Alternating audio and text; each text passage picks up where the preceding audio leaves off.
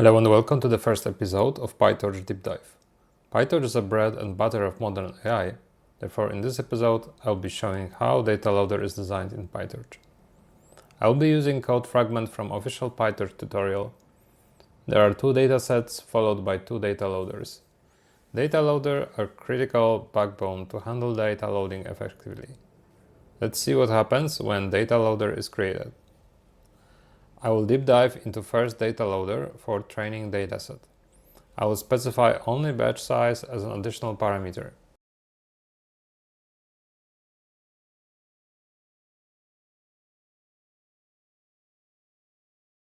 This instance will serve data from the fashion mnist dataset. The first lines are about casual parameter format. It's expected that number of workers and timeout are not negative. Number of workers tells how many processes are created to read data concurrently. Value 0 means that no additional process is created and data is loaded in the same process where data loader is used.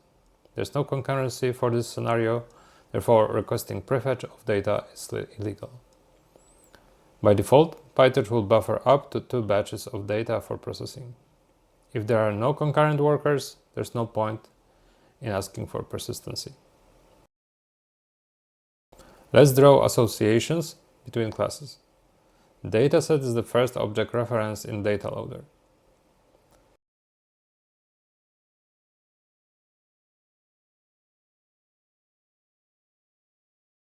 We can specify a dedicated function for worker initialization. This function is called for each worker before it starts worker, and we can distinguish worker by unique ID. Let's add it to the diagram.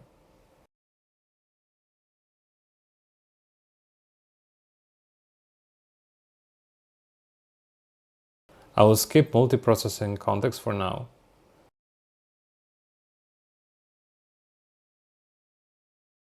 Same for data type wrappers. There's no need for such structures in mnist example.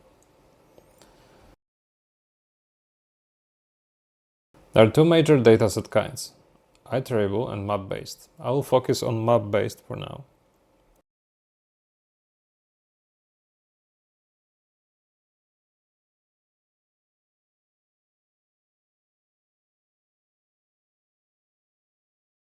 Sampler is another parameter that can be set, but only when the shuffle is off. We can also specify batch sampler, but only when we don't specify our sampling parameters.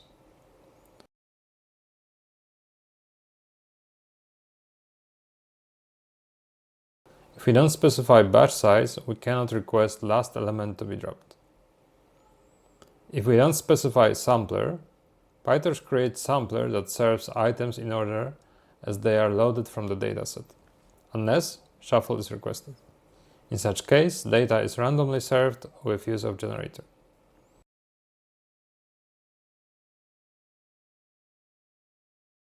If we don't specify sampler but we specify batch size, PyTorch will create default batch sampler for us.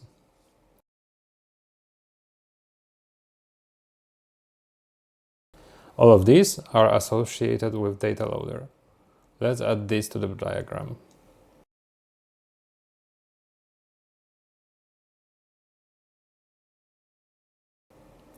I will skip adding generator to the diagram for now, as it's not specified by default. We can specify a collate function that will merge batch of items into single item. If not specified, auto-collation is set up when batch sampler is there. Collation function is a function that accepts batch as an input.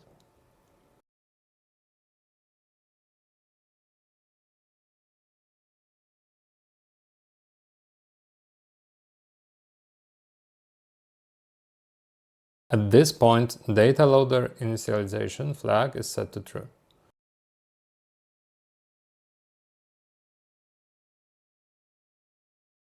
There's additional logic that checks if number of concurrent workers does not exceed number of available CPU cores. Since each worker is represented as a Python process, providing more workers than available cores may result in performance penalty. Therefore, PyTorch issues warning about this.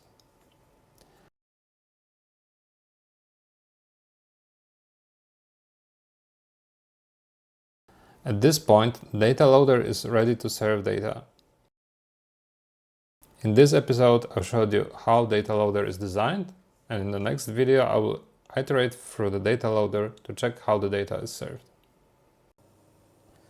If you like this video, make sure to press like button and subscribe.